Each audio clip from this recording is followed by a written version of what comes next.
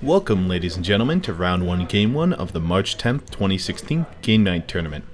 This is the first ANRenthusiast video, so be sure to subscribe if you want to see future videos, and our contact information will be at the end of this video and in the description. So, this is a small 3-round tournament with about 8 players, just a little Thursday night affair to keep people sharp during the Storage Championship season.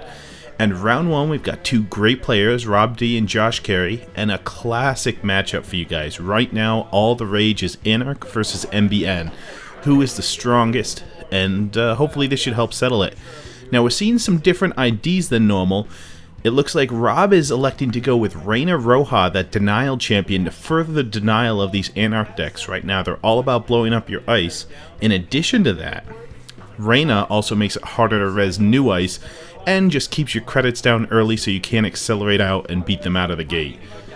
New Angeles Soul, however, is a breakout from lock decks. This one, you cannot control their economy. Targeted marketing is on every one of New Angeles Soul decks. And if they see that, they can, as long as they can predict your deck, break out of economic denial. If they know you're playing Faust, if they know you're playing Wildside, if they know you're playing Siphon, they can target any of those cards and just make sure that you cannot beat them into the ground with any sort of specific card denial strategy. So, hopefully we'll see a good match here and see how these two slightly different takes on a classic matchup can really perform.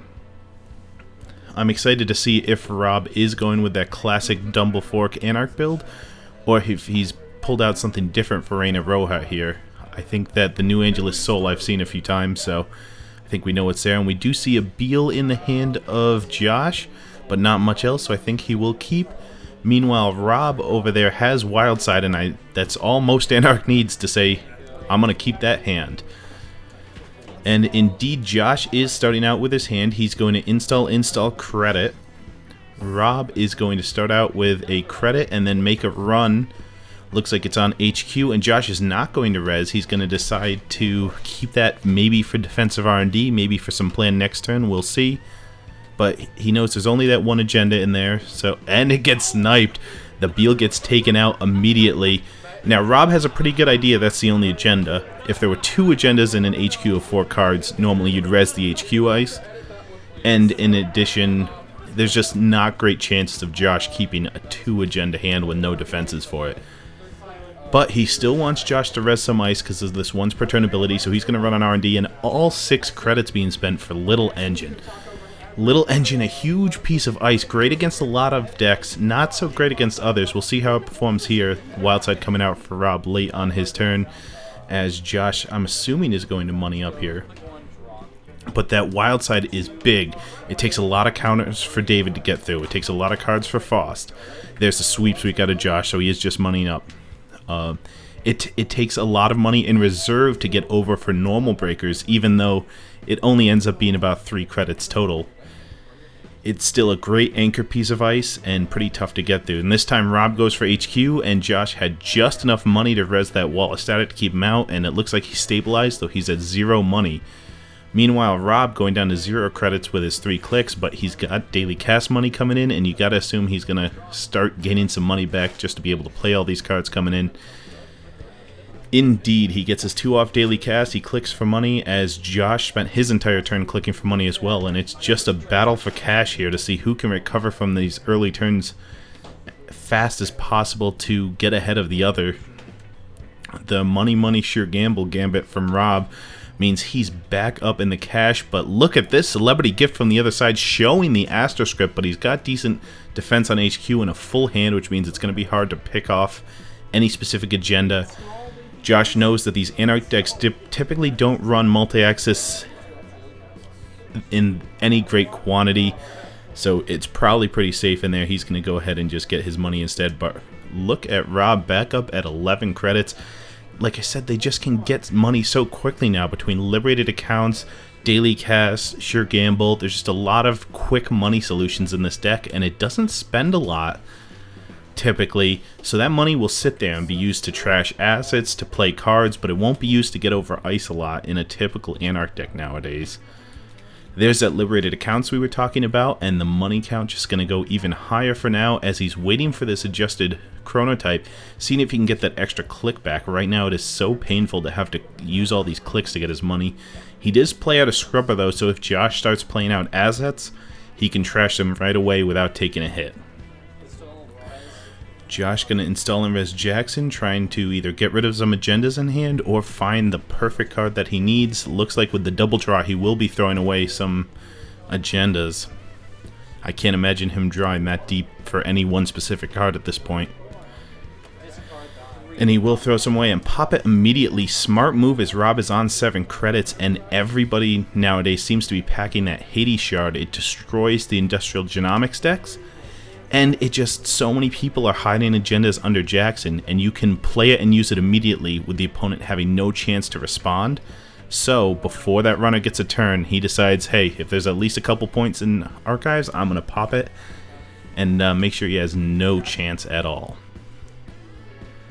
The money wars continue back and forth as Rob lays down another scrubber. Now he is Super Wizard in addition to Reina. And it'll only be 1 credit to trash a Sansan, which I believe is the most... Ooh, targeted marketing being played out. But targeted marketing, targeting adjusted chronotype here. That means that Rob will be on only 3 clicks for a lot longer unless he decides to give Josh 10 credits, something this money denial deck does not want to do. That's not the matchup he wants to see, and he does put a card in the remote server as well. Rob's going to try running, but hits an Enigma. Again, not something you want to see in this situation. He's only on a 3-click turn, and he wasted 2 of it on that run, and then he throws out a Mimic.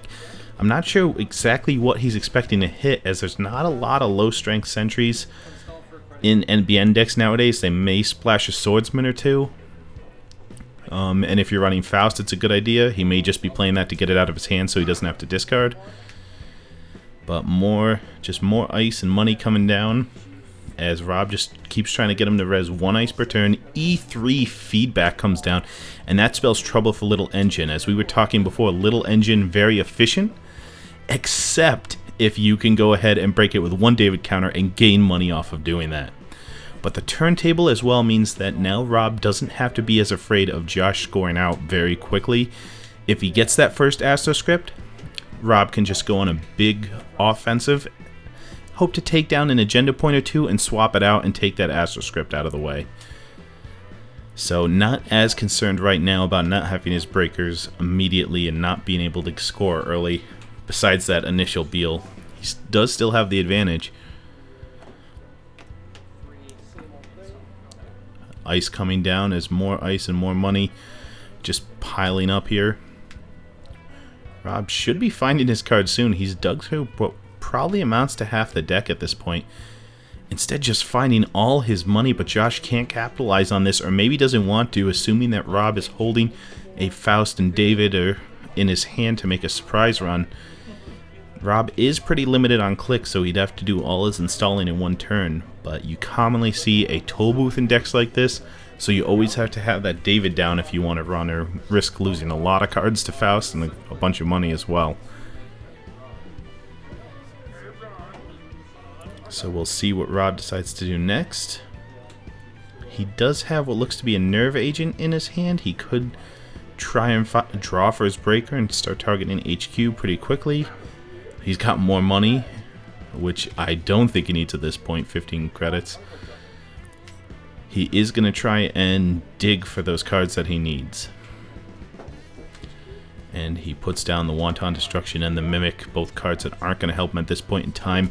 These Anarch decks are all about using whatever's crucial at the time. With a Faust deck, you can generally afford to throw any specific piece away at a time and just use whatever is best at the moment. And there is the Faust coming down. So they're very flexible in that manner. Faust, and there's his Nerve Agent coming down as well. He will try and target the hand. He knows that Josh really hasn't had a chance to res what we assume is a Sansan in the remote and score out. He just hasn't had the credits as Rob has been making him res ice. So he's thinking maybe there's a backup in HQ of a few too many agendas and he might be able to snipe one out. Maybe not this turn, but next turn or the turn after. just by building up those counters. Josh definitely doesn't want that to happen, so hopefully he'll be rezzing this ice. We'll see if he can. He does. It's another little piece of ice to get over, but Faust is going to save the day here. There's Enigma, and then I don't think he's going to lose the click, so I think he's going to be paying the 4 cards to get over Enigma and Wall of Static into HQ. There's the first counter, and he sees 1 card, which he'll use a die to determine. It's always a lot better to use a die, in my opinion. And here's where those scrubbers come in, saving 4 credits. He just spends $1 to trash a Sand. That's gotta feel good. But I'm very bad at being random, even if I think I'm being good, and I know most people are, so I highly recommend, if you're having bad luck with your HQ accesses, use a die. Just roll a die and determine it truly randomly. It helps me out, and it might help you too. Josh moneying back up here, just desperately trying to keep ice res, so Rob's denial strategy has definitely worked. He's basically, Josh would be 5 credits ahead of where he is right now if that was not Reina on the other side. So he's forced to click for credits at this point instead of where his money operations might have carried him through to where he is right now. And Rob deciding exactly what to do with his turn. These are tough points because you know the agendas are somewhere, and you know that that's something decent in R&D. Is it a Cyberdex? Are they planning for the medium? What could that... Is it a Crisium grid plan for the medium? There's a lot of options here about what exactly could be there. Instead, he tosses the medium and an adjusted chronotype, not wanting to give Josh those 10 credits, and gets into HQ again for 2 cards. He's banking on at least 1 agenda being stored up here.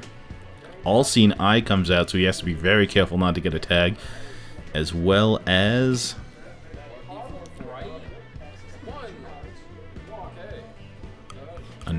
another operation there. I believe that was Psychographics. So we note that he's definitely going to be on the tag train at some point, although we haven't seen much tagging ice, so that is good information to know because you haven't seen it yet and you might assume he's not on the tag plan. Instead, we're going to see the entire hand this point, and there is an agenda in there, assuming he just picked it up based off positioning and what we've seen before, as well as a Jackson Howard. He may try and get rid of that again, or he may try and go for a score pretty soon, as he does have the money now, if that is indeed a Sansan. He is going to install something we assume is the agenda at this point. We don't see a David on the other side, so if that's a big piece of ice, maybe it's a Turing. We haven't seen much influence. That might be a safe remote. A Turing can't be gotten through by a runner that's only on 3 clicks a turn. More likely, though, that's probably going to be some... maybe a toll booth, maybe a wraparound, something that would just be super painful for the runner to get through at this point. It might be the Jackson, might be the agenda, we don't know. We'll see if Rob is considering going for it or not. He does lay down the David. That may be a sign that he wants to go for it. He is prepared now for basically anything that comes his way. He can get over... if that's a Turing, if that's a toll booth, if that's a wraparound, if there's swordsmen out there, there's just nothing that stops a runner that's set up like this. Instead, he's going to go for R&D instead. He doesn't trust that to be a score. Newshound comes out. Newshound, probably the best ice in the game when it's in New Angeles Soul. New Angeles Soul makes it almost always be a 4-strength sentry with an end the run and a trace for a tag for 2 credits. That is insane. But Rob with his E3 and Faust is going to pay 2 cards and a credit to get through, and then he's going to pay 1 David counter and $1 to gain 5. So basically 1 David counter nets him $4. This is where Little Engine really starts to not pay off as the corp, and they're just confirming that that is indeed how it works, that it's basically 1 counter for $4. We do see what looks to be another targeted marketing at the top of the deck, and a Keegan Lane, good to know. So the tag plan is real as Josh shows the Keegan Lane. It's actually pretty effective if the opponent doesn't have clone chips out to trash a breaker mid-run after they've spent all these cards or counters. And it was the agenda in the remote, a Beal being scored out. Josh, knowing that Rob's just building too much central pressure, needs to go ahead and get it out and get it scored. Not needing to res anything at that point. He's debating what he wants targeted marketing to be. I believe he's looking through the trash here just to see exactly what's done. And since I think he saw most of the adjusted chronotypes, I think we've seen at least 2 discarded already. He might go ahead and name something else this time. We will see. He does. Okay, so he's going to name Levy AR. Rob isn't that close to the end of his deck, but he knows that eventually that's a card that's going to need to be played, and he doesn't know if there's another point when agenda is going to be stolen or scored before that point.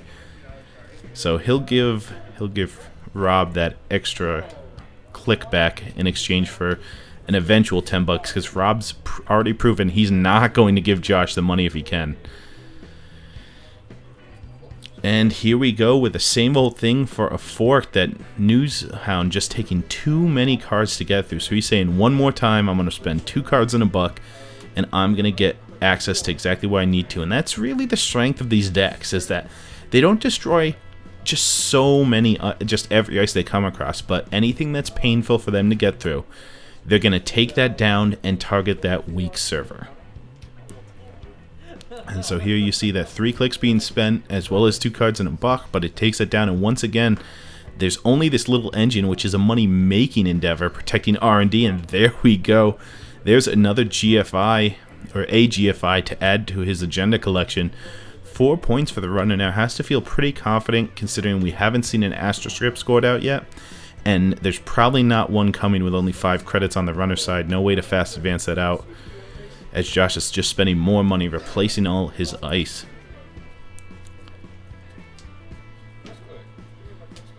What can that be for 5 credits? You hope it's something 5 strength or more, just to start really taxing these David counters. But we will see. Adjusted chronotype does come out, so next turn will be 4 clicks again. And the runner will be back on a full runner turn. Another upgrade coming down for Josh. Is this another Keegan Lane? Or perhaps might this be a Crisium Grid? Some sort of HQ defense. We haven't seen a lot of influence. It could be a Caprice, though I won't hold my breath on that one.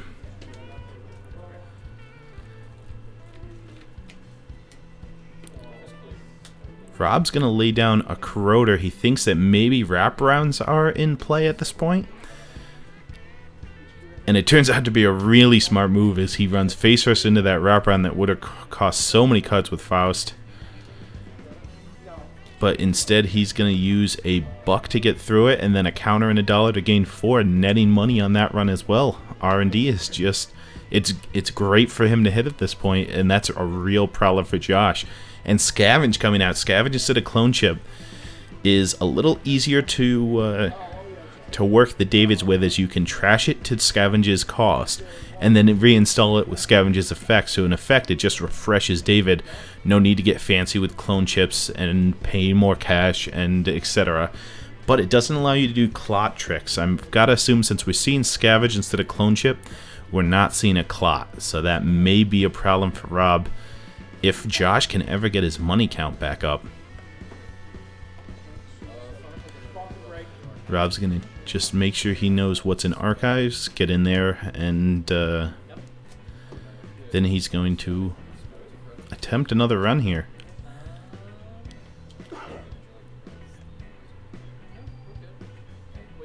Now with the Enigma, he can just pay an extra $1 to get through, and he's going to see what's in front. That is a Crisium Grid in HQ. Won't matter for this run at all, but he's going to go ahead and trash it because it's free with Scrubber, and it might matter later. And Cyberdex comes out. That's going to wipe all the counters off Nerve Agent, but accesses, the number of accesses is locked in when you go to start accessing, so he will get his remaining accesses here. And he's seen again that tag punishment coming out, but again, no tags on the runner at this point, so not too worried about those. Josh going to install another piece of ice as, again, R&D is open for the taking and deciding wraparound's 1 credit to Rob's 17 right now is not worth the extra credit to him. Josh is the one low on money, so smartly trashing at least 1 ice. He might even want to get rid of that little engine. As much as it's doing to trash David counters, it's providing Rob with money, and with the scavengers coming out here, David counters are not in short supply.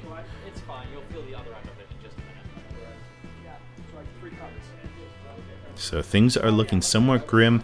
Josh can just hope to shore up if he can get 1 more ice, if that's a decent ice res in front of R&D, and then he can get some money back up. He might hope to fast advance an Astroscript.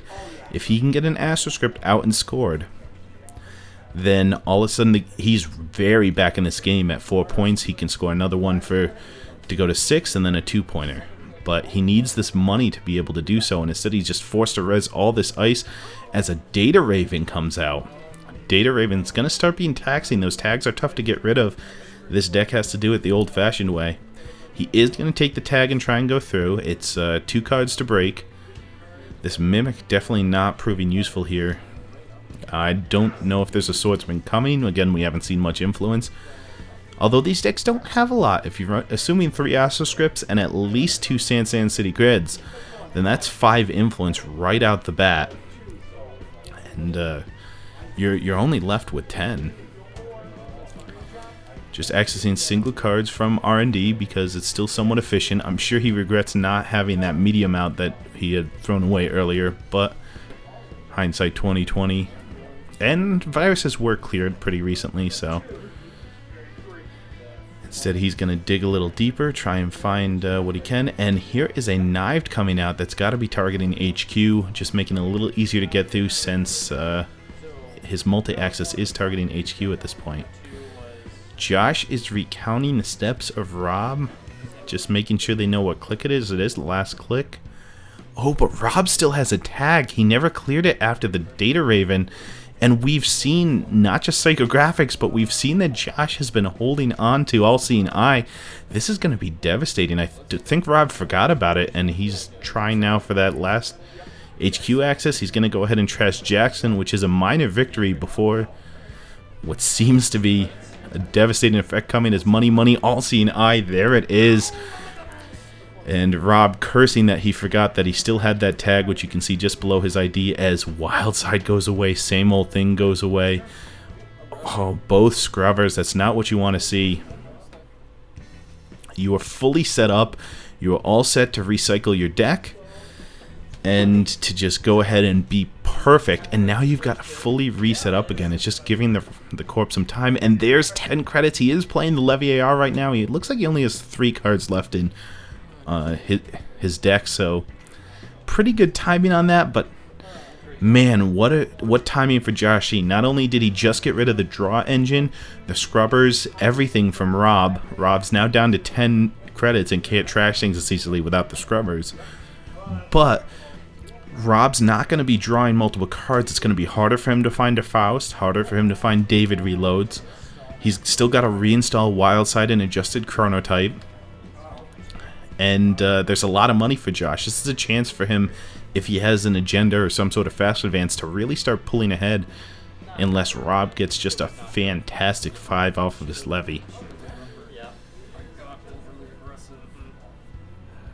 Josh is going to make sure R&D is iced up a little bit more, and make sure he can't get the credits too. That's an important part. He goes ahead and trashes Little Engine.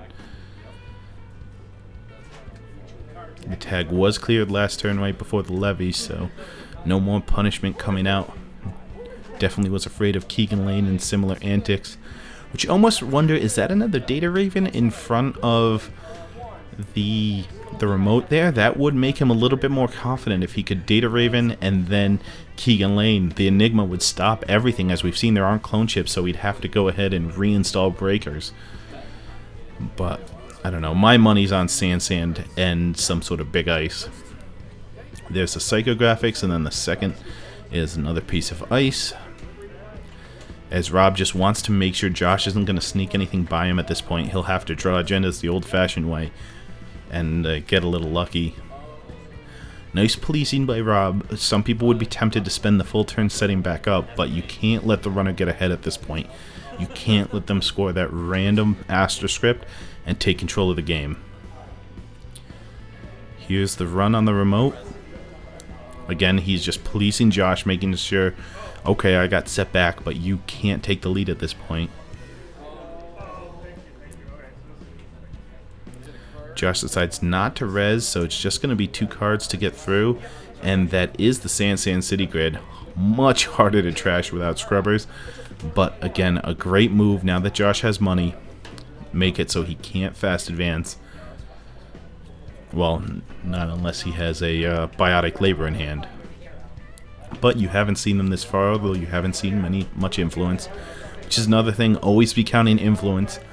Always know that, hey, this is what it's possible for them to have left in their deck. Just trying to draw to some sort of solution at this point. We don't know exactly what that might be, but he's only got 2 points to 4, and this game is starting to drag on. And Rob's deck just reloaded. There's no chance of it slowing down, so he's got to speed up or get run over at this point. There's that Plascrete again. I'm pretty sure that Rob has figured out at this point that's probably not going to be needed this game. But again, we're coming up with just Newshound after Newshound on these R&Ds. They are super taxing and super cheap to res as well. Definitely a must-have ice if you're in New Angeles Soul. He's going to go ahead and bounce off that and go over HQ. There's a Data Raven. He's going to bounce off that as well. Doesn't want to take the chance of another Keegan Lane coming out. And just install, prepare for next turn. Josh doesn't have enough money to do anything relevant, so just keeping on top of everything. And again, we're up to, I don't even know how many credits, but at least 9 extra credits Rob's ability has taken, if not more, just from running and making him res 1 ice a turn. I think that was the first time he actually res 2 ice in a single turn. To just drain all this money out of the corp, whereas normally they'd be way up and able to do what they wanted at this point. A nice combination of denial of ice, denial of money, just making it so the corp can do nothing for several turns in a row.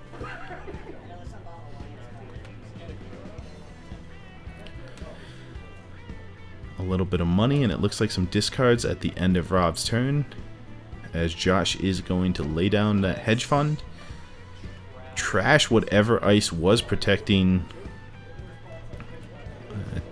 the remote here. Maybe the last Data Raven, he didn't want to use it, you know, or maybe just something a lot more taxing at this point. It possibly was another wraparound that Corroder had invalidated, as the runner is fully up and ready and just preparing for what he hopes is a scoring turn pretty soon. He's just waiting for Rob to make the wrong run somewhere, to just go ahead and say, I'm running low on resources, but I'm going to get an agenda somewhere, and then Josh can make his counter move. Instead, Rob going to go ahead and gain a lot of money. That is a lot of money. And the turn before interns grab San, as we all knew it would be. But if that had been a play a turn before, if Josh has had the money to do that last turn when Rob didn't have any money, that would have been big. Right now, Rob can afford to try and go trash it again. We'll see what Josh reses here. He wants to defend this. There's no scrubbers out, so it's going to cost a lot of money. And Toll Booth makes it so he will just take even more money to try and get in as he loses the 3. He spends the David counter. Now he's got to spend 2 cards, or at least 1, but you're assuming 2 cards here. Spending the scavenge is rough, and then he will spend the 5 to go ahead and trash San, but he's just going to gain some money back from liberated accounts. So good at gaining money, this deck. And once again, Josh is without any real fast advance opportunities that we've seen so far. So he's just trying to create these taxing servers and see if he can get Rob to go through his deck a second time. Generally, there isn't a second reload here, and with drawing 2 a turn, these wild side decks can run out of steam here. They generally don't have a way to get over code gates besides David and Faust. Some of them are packing anti-turret materials, but generally they rely on that David for that. Here's another scavenge, and they're going to get rid of Mimic. He says there's no reason that I've seen to have it. I don't think you have Swordsman, which would have been a brilliant play by Josh to actually leave a Swordsman unres this long in hopes that Mimic will be gotten rid of, but I don't think that's the case here. I think that be such a low percentage play that he overwrites his Mimic. So he's saying if you don't have the agendas and I don't have the agendas, they gotta be an R&D. Here's another piece of ice coming up, and now this R&D is starting to get taxing to get into. It's 6 cards and 2 credits if he wants to break in everything, and then he still takes a tag, which takes another 2 credits and a click. So really, you're talking about the run itself plus 6 cards, 4 credits, and a click. But Jackson Howard being taken out is worth it, as that's what the Corp relies on to get out of certain locks here. And with Nerve Agent on the board, you know, you can't keep Agenda safely in HQ. Josh is clicking for money again, as this denial has been super effective. Rob pretty low on cash as well, though, and might need to take a turn to just go ahead and stock back up. We'll see what he decides to do here. A lot of players would be tempted to try and close it out when your opponent's at low money, but if you spend all your resources here, you're just giving them a window. If you go really low here, you're giving them a window to put something down and score it, and all they need is, again, that one more scored agenda. We haven't seen any Astros, we haven't seen any 2-for-1s, we have seen GFIs, so that's limiting the agenda count, which is helping Josh a lot this game, as there have been a lot of cards accessed.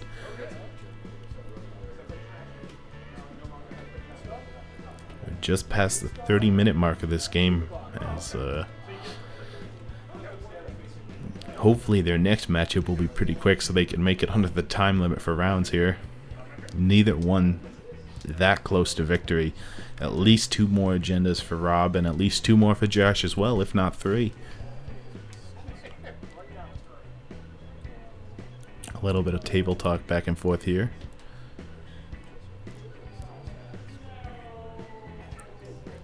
But we'll see. Rob decides to take his turn and make a run. He's going to pay all the way through this just gigantic pile of ice. I think he was hoping to find some sort of ice destruction in there. It looks like he's not running the full complement that is usually run, which is still pretty sporadic. It's usually 1 of each type, maybe 2 of a forked, and I think the lack of parasites is really what's throwing off the destruction here. And he's going to go ahead and let Data Raven fire. But he pulls the other GFI. So that is going to be huge here.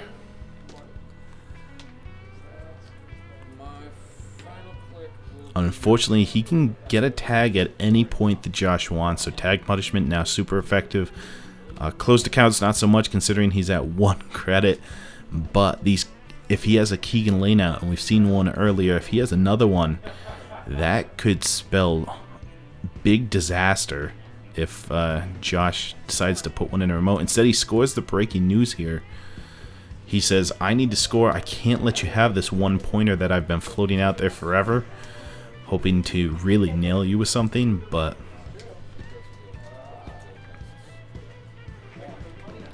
yeah, he can't let it sit in his hand. He can't let it sit on the table, because now 1 point's the victory. If he sees an agenda, he needs to make sure it's somewhere safe. So, well, he gave up a lot for that GFI. Rob is sure happy to see it. 1 point left in this game. Man, that is the power of an agenda. That's 3 points for you and only 2 points for the opponent. Normally this game would be long over with an extra point to spare if that was a normal 3-point agenda.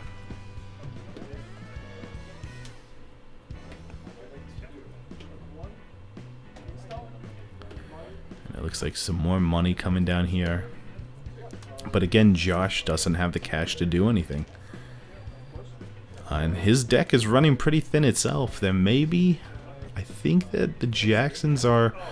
I don't think he has a Jackson left to play with. He might have had one that cycled back in. But instead, there's 3 Axuses. Nothing there. And Josh just has to clear viruses at this point. Yep, there they go. The viruses are down. Even though he needs money desperately, there's no way you can let the runner see a 4... a 4 Axis and then a 5 Axis with not that many cards left in the deck. And we've only seen 5 agendas ourselves. These decks typically run 11 or so. Maybe 10, maybe 12. But there's a lot of agendas left, so unless his hand is packed, he knows that R&D is a juicy target. Rob hasn't seen his hand in a while, so his hand may be packed. We don't know. That may be another reason why the breaking news came out. And indeed, he is going to run. Key and Lane's going to come out, and that's going to trash the Faust, we have to assume here, because that will let him not get through Enigma. So the counter being used immediately to give the tag. And that does make HQ safe for another day. If he has a Scavenge in hand, he can get that back. Or if he has another Faust, he does have the money to play it. But that is a sign that Josh does want to defend HQ. 1, maybe 2, maybe more agendas in there. And I say, Rob, go for it. Take down that HQ. As we play down another target in marketing. Did not catch what this one is target. Oh, it's got to be Faust. It's gotta be Faust targeted. Oh, same old thing is on the table, so he does have a Scavenge available to him at this point if he wants it. The question is, how aggressive does he want to go? Because once he starts giving that money to Josh, then at this point you've assumed Josh has all the tools he needs to accelerate through. But Rob looks at his deck, says, there is not much left in here, and I've already used my levy. I think it's gotta be go time. It's gotta be go time. You don't have that many turns left. E3 does extend the life of this deck immeasurably. When it just saves you a card here, a card there, a David token, a David here. It lets the deck run out a lot longer than is typical for a Faust David deck. But at some point you just run out of resources and there's nothing you can do. There's, you've got a Corroder and a Mimic, I believe, as your natural breakers. Maybe a Force of Nature if you're real worried about turning over centrals.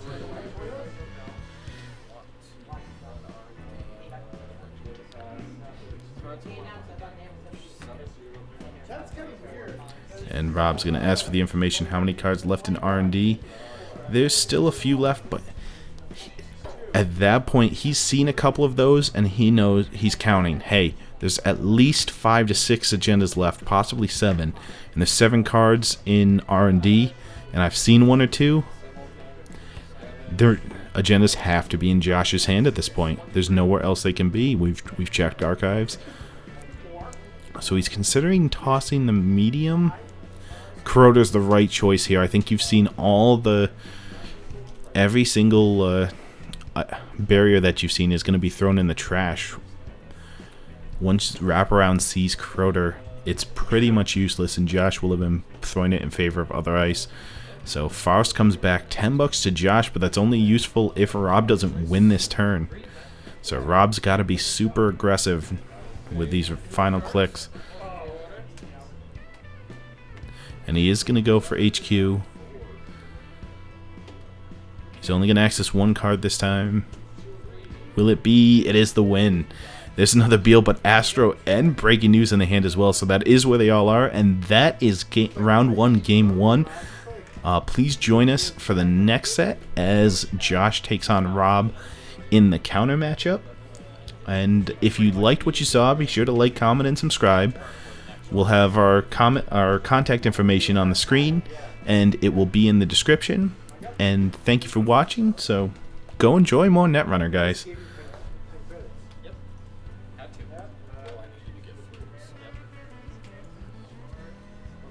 It's like I knew what card you needed to play or something. personally don't know how much I'd like a deck like this. Okay, so all the money is just sliding off your back. But damn if it's not effective. And then last Damn click, if it's not effective. That last click I was really thinking that I should just it's all for that. This is just it's not really that Mhm. has to have. Yep. Gun. What I had in the beginning of the game, the sand down, I pitched 2 copies of Astro back to archives, so I should have kept